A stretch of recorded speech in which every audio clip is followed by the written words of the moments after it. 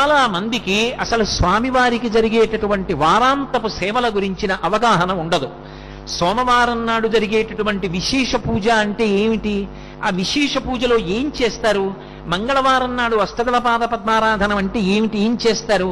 అసలు ఆనందనిలయ విమానంలో సుప్రభాత పఠనం ఎలా జరుగుతుంది, సుప్రభాత పఠనం తర్వాత జరిగేటటువంటి విశేషాలు ఏముంటాయి,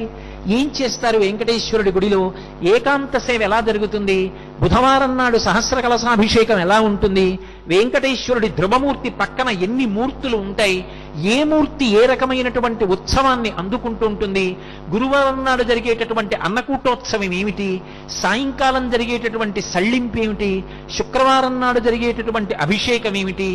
అసలు స్వామివారి సహస్రనామార్చన వెనక ఉన్న ఆంతర్యమేమి, ఆ తులసీదళానికి ఉన్నటువంటి ఆ శక్తి ఏమి, ఈ విశేషాల గురించి తెలుసుకోవాలన్న ఆర్తి ఉన్నా